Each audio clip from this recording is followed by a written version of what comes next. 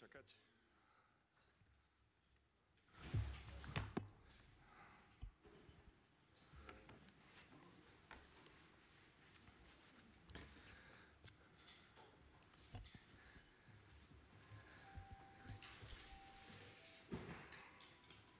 Dobre.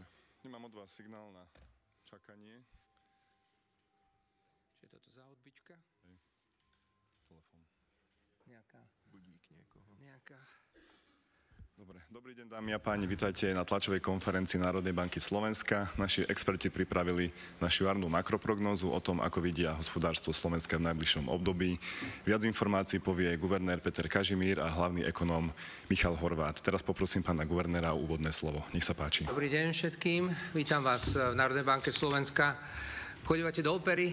Ak by ste tam občas zašli, tak ak sa niekedy operný spevák necíti úplne v pohode so svojím hlasom, tak to dopredu oznámiť. Chcem vám oznámiť, že mám problémy s hlasom, takže dneska to nebude na 100%. Ďakujem pekne za pochopenie. Keď sme sa naposledy videli v decembri minulého roka, tak sme sa učili s tým, že sme pevne dúfali v to, že vám budeme môcť predstaviť na ďalšie prognózy trochu lepšie čísla. Ale ako hovorí takéto zľudovelý výrok, že nešťastie nechodí samo, k tej zložitej situácie, ktorej sa naša ekonomika nachádza, sa pridala ešte jedna obrovská záležitosť, a to je neistota. Alebo ak chcete, nepredvídateľnosť. A tieto fenomény sa zhoršujú zo dňa na deň. Vývoj za uplynulé mesiace a aktuálne dianie nás prinútili korigovať naše pôvodne oveľa lepšie očakávania. Síce len veľmi mierne, ale treba proste priznať, že ideme zhoršovať výhľady našej ekonomiky. Tých príčin je viacero. Tou hlavnou a najzásadnejšou je naozaj skokový nárast neistoty, a to vo svete, ale aj doma. A to, čo sa deje doma, o tom píšete každý deň. Pretrvávajúca neistota už tlmí tak ako európsku a zároveň aj našu ekonomiku. Naozaj si nepamätám, kedy naposledy sme čelili takému prudko sa meniacemu prostrediu. A tu sme tu mali aj samozrejme pandémiu, ktorú si všetci veľmi dobre pamätáme. Riziko obchodných vojen, pretrvávajúca nepredvídateľnosť pri cenách energií, naše neutichajúce problémy s konkurencieschopnosťou, ale aj geopolitické hrozby. To všetko zvyšuje neistotu. Neistotu správania vlád, firiem a domácností. Príčiny o čosi slabšieho rastu našej slovenskej ekonomiky v následujúcich 3 rokoch je potrebné hľadať tu doma, ale aj v zahraničí. Je tu úplne jasné, že sme malá, otvorená ekonomika, ktorá je pod vplyvom toho, čo sa deje vonku. Stoja za tým do veľkej miery prehlbujúce sa problémy s konkurencieschopnosťou, ale nielen tou našou, ale aj tou konkurencieschopnosťou, na ktorej bol postavený hospodársky zázrak Európy, alebo ako sa u nás zvyklo hovoriť, západnej Európy posledných 50-60 rokov. To všetko je dneska spochybnené. Európski výrobcovia, vrátane slovenských, strácajú evidentne na svetových trhoch rokmi budované pozície, a to napriek tomu, že rast svetovej ekonomiky je zatiaľ pomerne odolný. Pre nás to samozrejme znamená slabší výkon priemyslu a pomalší rast vývozu. Preto naďalej rastie naliehavá potreba obnoviť konkurencieschopnosť európskej, ale aj tej našej domácej ekonomiky. A to je možné dosiahnuť len investíciami do inovácií, do modernizácie ekonomiky, do vzdelávania a do toho všetkého, čo niekedy populárne alebo nepopulárne nazývame reformami.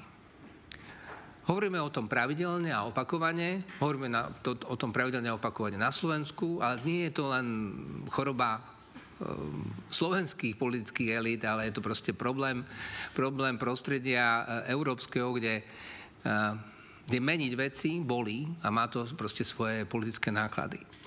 Čo sa inflácie týka, čakáme, že rast cien bude v tomto aj v budúcom roku nepatrne rýchlejší, než sme predpokladali v decembri. Tie zmeny ale sú relatívne kozmetické. Do veľkej miery to súvisí s vývojom za hranicami Slovenska a tu je niekoľko faktorov. To je ten evergreen, ktorý sa týka cien energií a v neposlednom rade aj poľnohospodárskych plodín a cien potravín ako takých. Zároveň platí, a to je záležitosť, ktorá sa týka Slovenska, platí to, že zníženie dane z pridanej hodnoty sa v našom sektore služieb neprejavilo takmer vôbec a aj preto zostáva inflácia v tomto sektore naďalej prekvapivo veľmi vysoká a vstupuje aj do toho celkového indexu rastu cien. Tuto už bez tak náročnú situáciu sťažujú aj vplyvy nevyhnutnej konsolidácie verejných financií, ktorá musí pokračovať v tomto roku aj v rokoch nasledujúcich. Čiže cenou za akúkoľvek podobu konsolidácie bude ďalší atak na ekonomický rast. Neexistuje spôsob konsolidácie, ktorý by ju krátkodobo stimuloval. Samozrejme sú typy zmien, reforiem, ktoré krátkodobo majú negatívny dopad na rast a strednodobo sú tým slúbeným cieľom, ktorý my sme chceli dosiahnuť. Ako som spomínal v úvode, osobitnú pozornosť si zaslúži hrozba obchodných vojen, zavádzanie recipročných cieľ a krokov zhoršujúcich obchodné vzťahy. O tom bude detálne hovoriť o chvíľu Michal. Avizované zavedenie cieľ Spojených štátov na dovozy z Číny, z Kanady, z Mexika, z Európskej únie a potom následne odvetné opatrenia z týchto krajín a zoskupení voči Spojeným štátom. To je už jedna proste mega obchodná vojna, ktorú máme za dverami a my sme zatiaľ prerátali, že keby sa toto všetko proste v tom najhoršom scenári zoplo, tak by nás to mohlo stáť v najbližšom čase 20 000 pracovných miest. Čo znamená obrat v náladách na trhu práce, pretože máme za sebou niekoľkoročné historické rekordy, tie pozitívne rekordy aj v oblasti zamestnanosti a nezamestnanosti. Takže táto zápletka, veľmi dramatická zápletka by mohla spôsobiť naozaj akoby zmenu nálad a preložené do slovenského ľudového jazyka aj proste obavy z hľadiska životnej úrovne ľudí, ktorí by o prácu mohli prísť. V prostredí zvýšenej neistoty, nízkej dôvery v ekonomiku samozrejme hrajú dôležitú úlohu vládne opatrenia. Investičný stimul v Nemecku, vyššie výdavky na obranu v Európskej únii, ako aj posilnenie vnútorného trhu Európskej únie môžu samozrejme prispieť k oživeniu nálad a dôvery v európsku ekonomiku.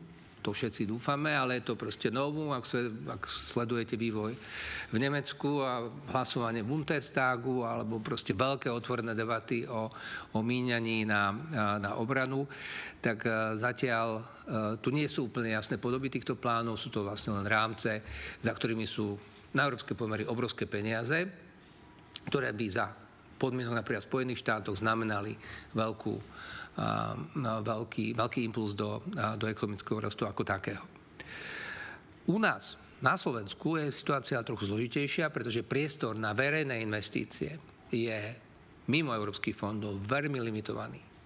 A je samozrejme logicky limitovaný v dôsledku nie úplne priaznivého stavu verejných financií, a teraz mám na mysli hlavne výšku dlhu, ale aj každoročnú výšku, či už štrukturálneho alebo nominálneho deficitu verejných financií. Toto si samozrejme vláda uvedomuje aj vo vzťahu ku kredibilite na finančných trhoch, kde je treba zdôrazniť, že finančné trhy uverili sľubu našej vlády o tom, že bude pokračovať v konsolidácii. Na druhej strane samozrejme tento záväzok spôsobuje v náladách a ochote investovať v oblasti korporátu istý bolehlav. Pretože samozrejme každého zaujíma, akú podobu budú mať ďalšie balíky uťahovania opaskov. Tu sa vie, že vláda môže prispieť k lepšej predvídateľnosti ekonomického vývoja, a to pomocou jasného a kredibilného viacročného plánu konsolidácie, ako aj plánu v oblasti cien energií pre domácnosti. To je taká naša kritika, ale zároveň poviem a rozumiem tomu, že ľahko sa to povie a oveľa jednoduchšie sa to urobí, pretože za všetkým sú samozrejme aj politické cieľe, politické náklady. Nie je toto všetko asi najväčšie čítanie a počúvanie a aj preto bude rozhodujúce, ako rýchlo neistota a nepredvídateľnosť pominú. Dôležitá bude aj schopnosť robiť všetko, čo je v našich silách, pretože o rizika ani teraz nie je núdza. My by sme skutočne radi čo najskôr prišli s pohľadom, ktorý nebude len o nejakých ďalších komplikáciách, o nástrahách, o problémoch. A preto by som aj rád svoje úvodné slovo ukončil niečím, čo je pozitívne. A pozitívnou správou je, že napriek všetkému očakávame, že reálne príjmy domácností budú rásť tak v tomto aj v nasledujúcich 2 rokoch. No a miera nezamestnanosti bude o čosi nižšia, než sme čakali v zime. Samozrejme, s výhradou toho, čo sa môže diať možno po budúcom týždni, keď sa môže spustiť colná vojna ako taká. A samozrejme, informácie alebo odhady o vyššej reálnej mzde znamená dobrú správu pre životnú úroveň našich domácností. Teraz by som ale poprosil Michala, aby vyplnil mnohé šedé miesta, ktoré asi v mojom úvodnom slove vznikli. Ďakujem. Michal, prosím. Ďakujem pekne za úvod. Dobrý deň prajem každému. Dovolte mi teda, aby som bližšie rozviedol niektoré argumenty a ukázal aj niektoré čísla z našej predikcie. V najbližších rokoch očakávame rast ekonomiky niekde okolo 2%. Odhad rastu sme upravili najmä v tomto roku. Ideme výraznejšie dole z 2,3% na 1,9%. Tie faktory pán guvernér spomenul, či už ide o odsúvanie oživenia u našich obchodných partnerov, alebo aj veľmi slabú investičnú aktivitu v domácej ekonomiky, ktorá pramení z mnohorakej neistoty, ktorá dolieha na ekonomiku. Prehlbujúcu sa horšiu konkurencieschopnosť Európy asi najlepšie ilustruje graf trhových podielov európskych producentov na svetových trhoch. Tento výhľad pre mieru, ktorú si z toho celosvetového pomyselného ekonomického koláča dokážu ukrojiť naše európske firmy,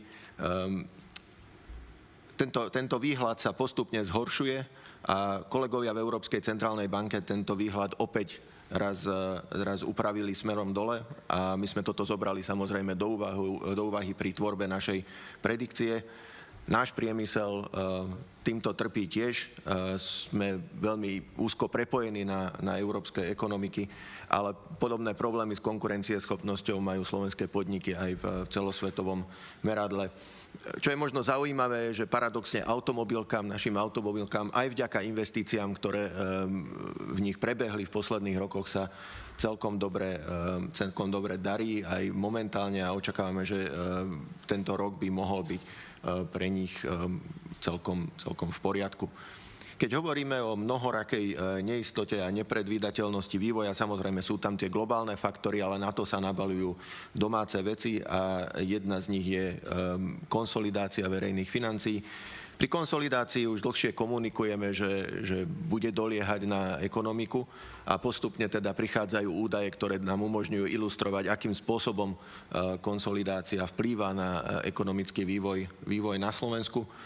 Ľudia konsolidačné opatrenia veľmi pozorne vnímajú. Vidno to aj na údajoch, ktoré máme z vyhľadávania v Google. V čase, keď sa tieto opatrenia formovali a prijímali, tak slová ako konsolidačný balíček, konsolidácia patrili medzi najviac vyhľadávané slová na slovenskom Google a postupne ako teda prichádza termín zavedenia transakčnej dane, sa do popredia dostáva aj téma transakčnej dane a podnikateľských účtov. Takže ľudia veľmi evidujú dianie vo fiškálnej oblasti.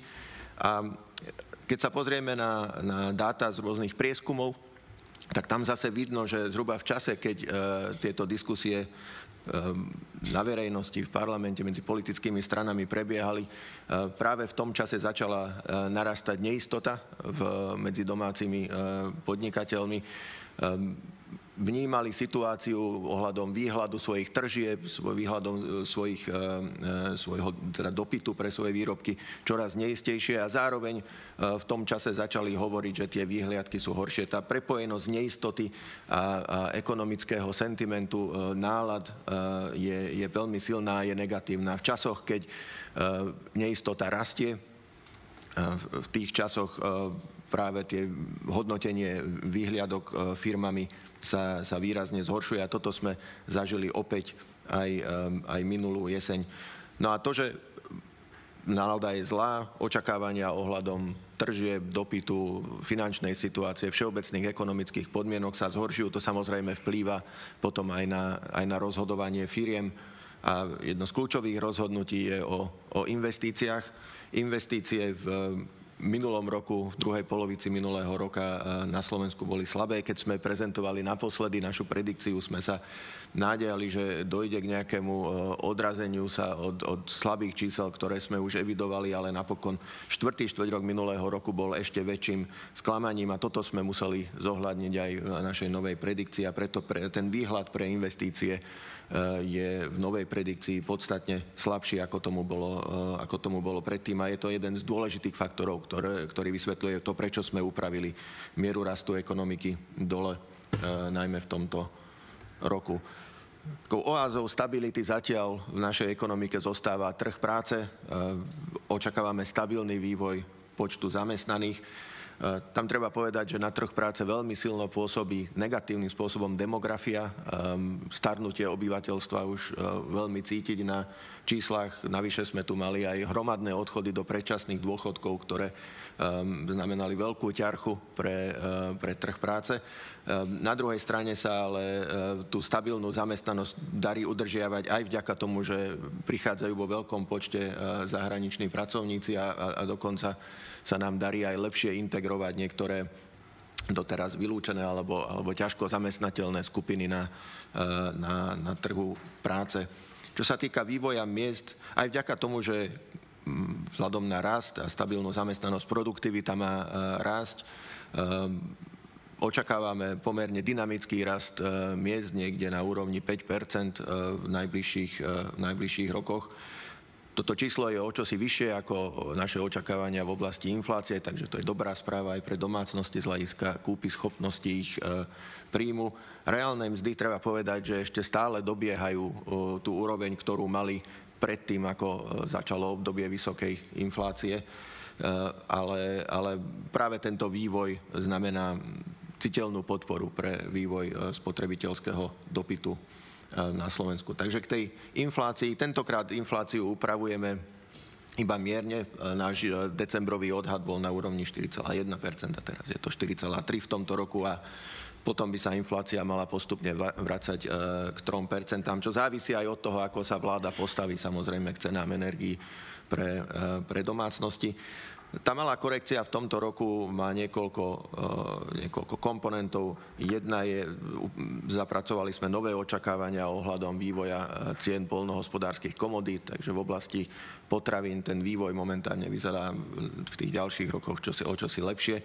Na druhej strane, čo nás trápi, sú ceny služieb, ktoré rástli prekvapivo silno začiatkom tohto roka a aj niektoré administratívne stanovované ceny, napríklad poštovné rôzne poplatky, išli veľmi rýchlo v januári, takže to sme tiež museli zohľadniť v tomto výhľade. Asi zaujímavé je pozrieť sa na to, ako zmeny v daniach mali vplyv na tento vývoj. Ako som spomenul, služby zaznamenali historicky rekordný rast v januári, a to napriek tomu, že v mnohých položkách došlo k zníženiu dane z pridanej hodnoty. Takže keby sme zobrali do úvahy nejaký typický vývoj, ktorý v januári bežne ceny narastú o nejakú mieru. Prirátali by sme k tomu nejaké zmeny v DPH. Nedostali by sme sa ani len na polovicu toho rastu, o ktorý narastli ceny služieb. Na druhej strane ale napríklad v prípade tovarov, tam zatiaľ sa zdá, že ten prenos vyššej DPH nebol v plnej miere, takže tam by sme čakali vyšší nárast cien začiatkom tohto roka, ale už februárové čísla naznačujú, že zrejme postupne aj ceny tovarov začínajú zohľadňovať to, že DPH sa zvýšila v mnohých kategóriách. Mali sme ešte k tým obchodným vojnám by som možno uviedol niečo. Je to také riziko, ktoré zatieňuje celú našu predikciu. Je to veľký zdroj rizika a znamenalo by to veľmi negatívny vplyv na slovenskú ekonomiku. A v tomto sa ešte slovenská ekonomika aj vyníma v rámci medzinárodného prostredia, v rámci Európskej únie by sme boli obchodnými vojnami jedna z najviac zasiahnutých ekonomík. Odhadli sme, že kumulatívne do roku 2027 by rozsiahla plošná obchodná vojna medzi Spojenými štátmi, Kanadou, Mexikou, Čínou a Európskou úniou mohla spôsobiť, že ekonomika bude slabšia o 2,7%, to znamená, cez 3 miliardy eur by naša ekonomika trpela, ak by sme zažili takú silnejšiu verziu obchodných vojen. Výrazne by to oslabilo našu exportnú aktivitu, na čom je založená výkonnosť slovenskej ekonomiky. Tam by bol ten výpadok dokonca až na úrovni okolo 5 miliard. Veľa sa spomínajú automobilky a vplyv prípadných cieľ zo Spojených štátov na exporty automobiliek, ale podľa našich prepočtov to je len časť problému. Väčšia časť problému je, že sme obchodne veľmi prepojená ekonomika s inými krajinami, ktoré tiež obchodujú so Spojenými štátmi a táto prepojenosť v rámci obchodných reťazcov by spôsobila to, že by spôsobila väčšiu časť výpadku obchodu pre Slovensko. Ako už pán guvernér spomenul, znamenalo by to aj koniec tých dobrých časov na našom trhu práce. O prácu by mohli prísť tisíce ľudí a pri tom zlom variante, ktorý sme prerátali, to môže byť až 20 tisíc ľudí, takže to by citeľne zasiahlo obyvateľstvo Slovenska. Na druhej strane tu máme svetielko nádeje vo forme stimulov v Nemecku, ktoré by mohli podporiť ten vývoj. A zároveň vítame diskusie na európskej úrovni o tom, že by sme mali odbúravať bariéry, ktoré existujú medzi ekonomikami v rámci Európy. Totiž to naše analýzy sa veľakrát sústreďujú na tie bariéry clá voči Spojeným štátom, Číne a podobne, ale obrovské bariéry existujú ešte pre obchodovanie v rámci Európskej únie, kde sú značné rezervy, čo by mohlo pozdvihnúť európsku ekonomiku. Ďakujem veľmi pekne za vašu pozornosť. Ďakujem pekne. Priestor pre vaše otázky. Agentúra Bloomberg, nech sa páči.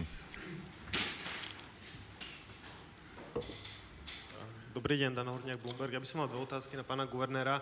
Jedna je tá klasická k nadchádzajúcemu aprílovému zasadnutiu Rady guvernérov. Aký je váš postoj, pohľad, či podľa vás, to ako momentálne čítate situáciu, je tu priestor na ďalšie zníženie úrokovej sadzby, alebo skôr by ste volili ten postup vyčkávania a sledovania? Ak môžem ešte jednu otázku, momentálne v rámci Európskej únie a takisto krajín eurozóny je top téma podpory investícií do obrany. Či z vášho pohľadu aj ECB v tomto smere by mohla nejakým spôsobom pomôcť? Vieme napríklad v minulosti, že čo sa týka zelených dlhopisov, ECB upravila pravidlá kolaterálu, aby nejakým spôsobom stimulovala určitú oblasť. Či aj tu vidíte nejaký priestor, alebo podľa vás to nie je na mieste? Ďakujem pekne. Ďakujem. My sme vám asi stále mohli aj vyexpedovať na začiatku každej také tlačovej konferencii stanovisko k monetárnej politike. Nie? To by bolo možno jednoduchšie. Ale musím povedať, že stretnutie v apríli, myslím, že 16-17 apríl, bude veľmi, veľmi zaujímavé. A poznáte situáciu na trhu, viete asi, na čo trh vsádza na najbližšom stretnutí, ale ja musím povedať, že ja osobne som otvorený diskusii či už ďalšieho poklesu sadzieb, alebo aj vyčkávania. Dnes vám ale nepoviem, či proste budeme uprednostním jedno alebo druhé, lebo si musím počkať na dáta. My naozaj všetci netrpezlivo čakáme na čísla za prvý štvrtok, za marec, z hľadiska inflácie, z hľadiska v rámci štruktúry inflácie nás najviac bude zaujímať samozrejme services inflation, čiže po slovensky inflácia služieb, kde máme asi také svoje najúžšie miesto. No a samozrejme, ako som hovoril v úvode, svet sa strašne proste rýchlo mení a v najbližších 3 týždňov proste v mnohých oblastiach môže byť ešte peklo na zemi. Akože teraz hovorím o obchodných vojnách, iných vojnách. Tá situácia je naozaj napätá a zložitá. Takže vyčkáme si a myslím, že tentokrát do tej arény rozhodovania o monetárnej politike vstúpime s úplne otvorenými a voľnými rukami a my to naozaj tentokrát aj potrebujeme. Aby sme urobili to najsprávnejšie rozhodnutie, ktoré v danej chvíli na základe dát, ktoré budeme mať, by sme naozaj chceli urobiť. Čiže žiadny automatizmus, žiadne biases, ako sa to povie, žiadne proste zaujatia alebo nejaké proste predsudky ohľadom toho, aby sme rozhodovali jedným alebo druhým smerom. Za najbližšie 3 týždne sa toho ešte naozaj veľa môže stať. Ďakujem, televízia. Bola to ešte druhá otázka. Týkala sa obrany. Ja musím povedať, že zatiaľ žiadna téma úlohy ECB vo financovaní obranného priemyslu alebo akejkoľvek proste kapacity obrannej, že proste to nie je otázka dňa a takúto tému som na vlastné uši žiadnu nepočul. Pokiaľ vieme, tak to, čo je oznámené, je z väčšej miery oznámené z hľadiska národných iniciatív. Je tam oveľa menšia časť, ktorá má sa týkať nejakej európskej iniciatívy a európskeho financovania. To sú veci, ktoré sú v pohybe.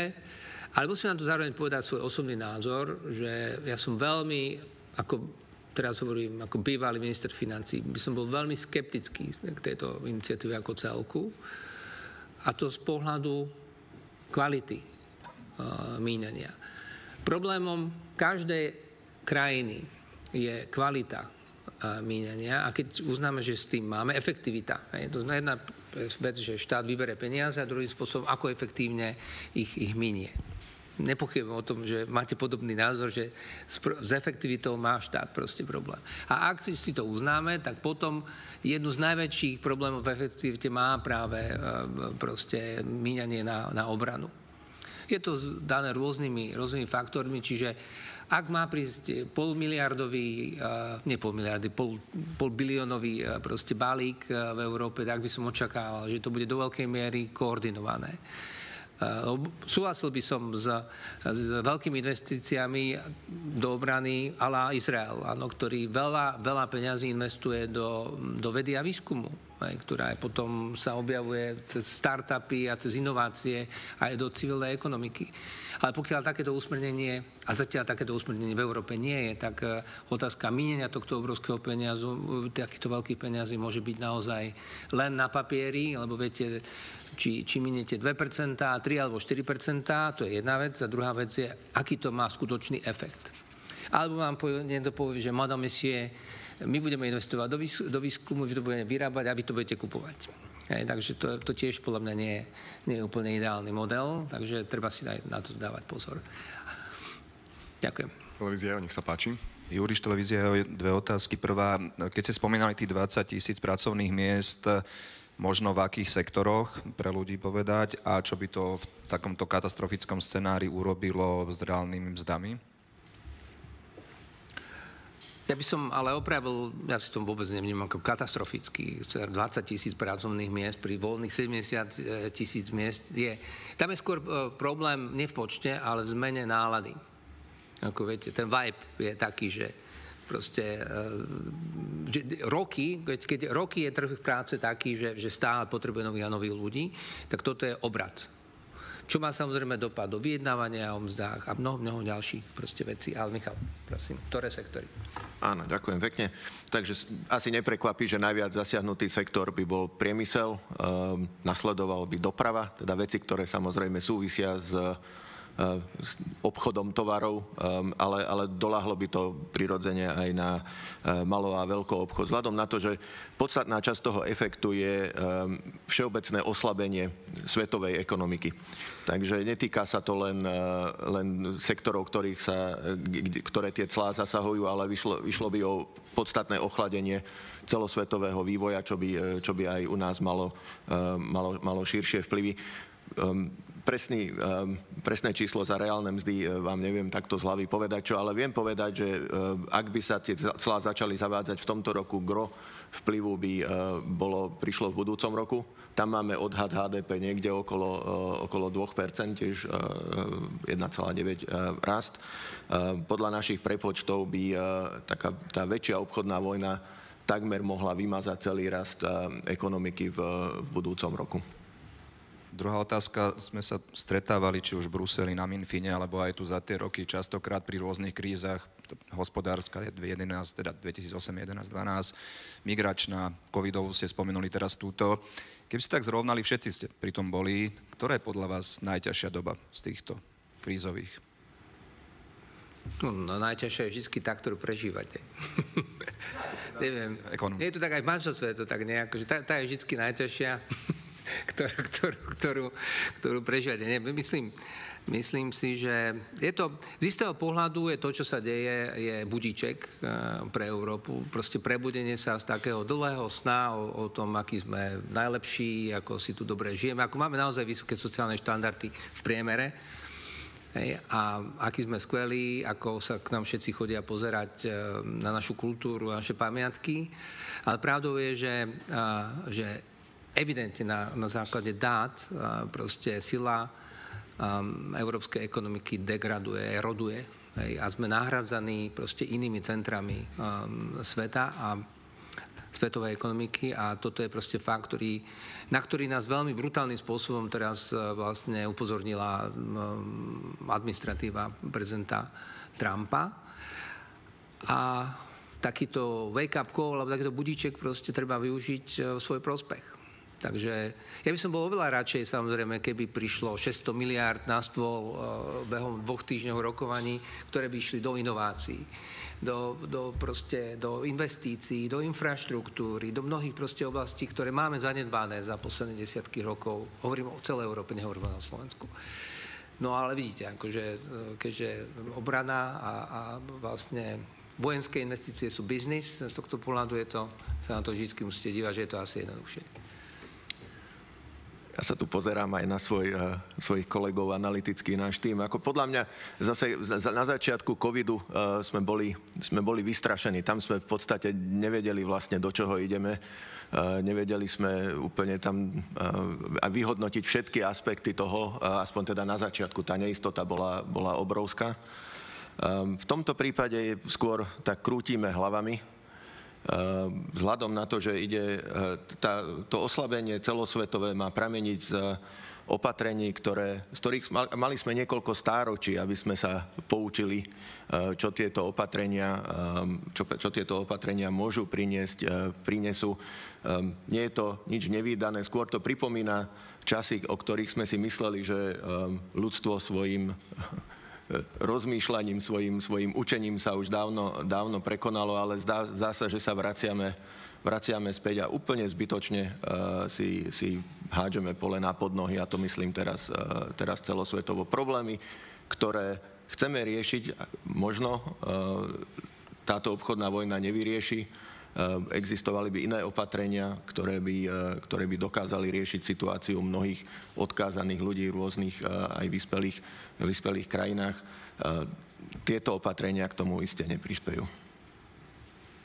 Ďakujem, nech sa páči. Dobrý deň, prajem Volaková z redakcie Architektúra, stavebníctvo, biznis. Chcel by som sa spýtať pána viceguvernéra Horváta, aké vidí dôsledky na stavebný sektor. To je veľký zamestnávateľ a pán guvernér povedal, že nám treba veľa robiť, pokiaľ ide o obnovu verejnej infraštruktúry a výstavby a podobne.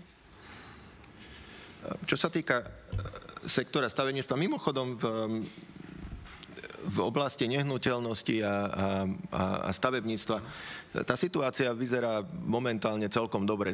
Sme svedkami obratu vo vývoji cien nehnuteľností, ktoré začali pomerne dynamicky opäť rásť.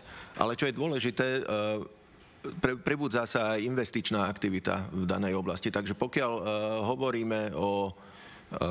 hovoríme o slabých investíciách, hovoríme najmä o všeobecných súkromných investíciách firiem, ale zatiaľ je to opreté len o niekoľko dát, ale vyzerá to tak, že aj úverová aktivita v oblasti rezidenčných investícií alebo vo všeobecnosti investícií do nehnuteľnosti sa začína prebúdzať. Je to sektor, ktorý je veľmi citlivý na vývoj úrokových sadzieb a tie úrokové sadzby vyklesali už, zdá sa, dostatočne na to a aj vzhľadom na cenový vývoj v oblasti nehnuteľnosti to vyzerá tak, že by sme mohli byť na začiatku nejakého viditeľnejšieho oživenia. Stavebné firmy ale nie sú spokojné, pokiaľ ide o verejné zákazky, štátne zákazky. Tam pokles tam bol, produkcie v stavebnom sektore v roku 2024.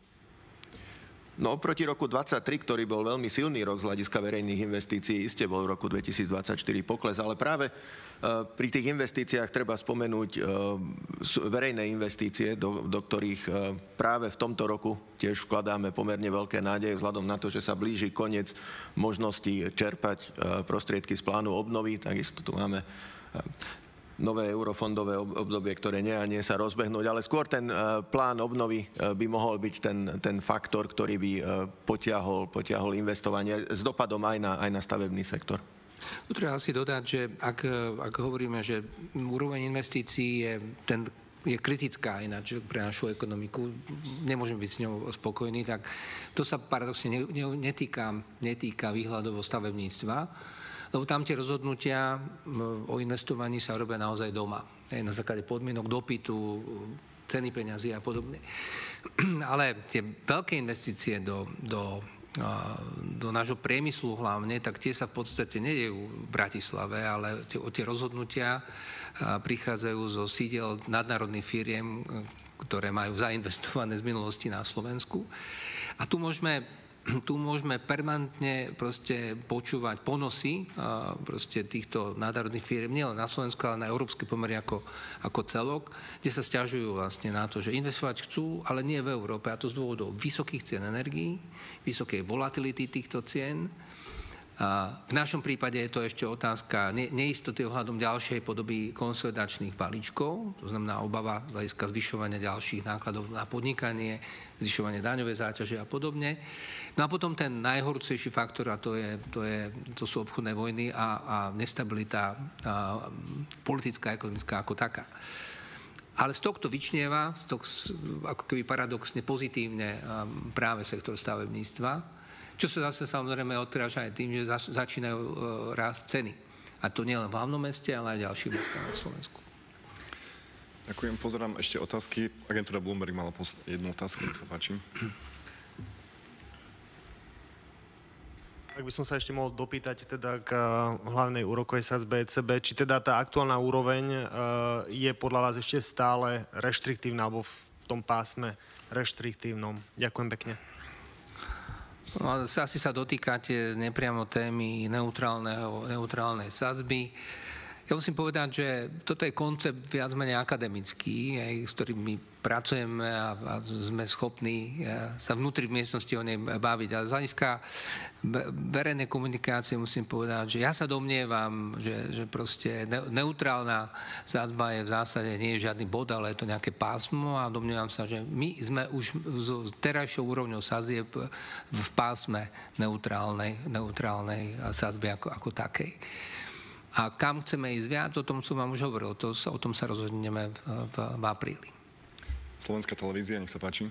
Dobrý deň, Novotňák, Slovenská televízia. Mne by zaujímalo, možno keby ste vedeli rozrobiť viac na drobné, ktoré položky podľa vašej štatistiky reagovali na nižšiu DPH poklesom najviac a naopak, ktoré možno, ako ste spomínali, nereagovali, prípadne teda sa ani nezvyšovali ceny. Ďakujem pekne za otázku. Na tomto grafe sme sa snažili ilustrovať, kde a aký ten prenos do cien bol. V prípade, začal by som potravinami, kde podľa našich prvotných analýz, hovorím, stále sa opierame len o veľmi málo údajov zo začiatku roka, ale tam to vyzerá tak, že ten prenos do cien prebieha tak, ako by človek čakal, teda tam, kde DPH klesla, tak tam evidujeme pomalší rast cien a naopak tam, kde DPH narastla, tak tam sa to tiež premieta. Ten atypický vývoj v segmente potravín je veľmi malý. Naopak atypický vývoj v segmente služieb, osobitne v segmente hotelov a reštaurácií je veľmi silný. Tam napriek tomu, že došlo k výraznému zníženiu DPH, dokonca sme evidovali veľmi silný nárast začiatkom tohto roka. O faktoroch na pozadí tohto môžeme zatiaľ len špekulovať. A v kontraste s tým máme tovary, ako som spomenul, kde pre mnohé tovary DPH išla hore. Očakávali sme, že tie ceny by rástli viac, ale v januári ten rast bol prekvapivo slabý. Ale už povedzme vo februárových číslach vidíme, že z hľadiska histórie sa nachádzajú na silnejších úrovniach, tak postupne asi v cenách tovarov sa budeme doťahovať na úrovne, ktoré by boli v súlade so zvýšenou DPH. Ďakujem pekne. Ak nie sú ďalšie otázky týkajúce sa témy banky, tak ďakujeme, že ste prišli a prajeme pekný deň. Ďakujem.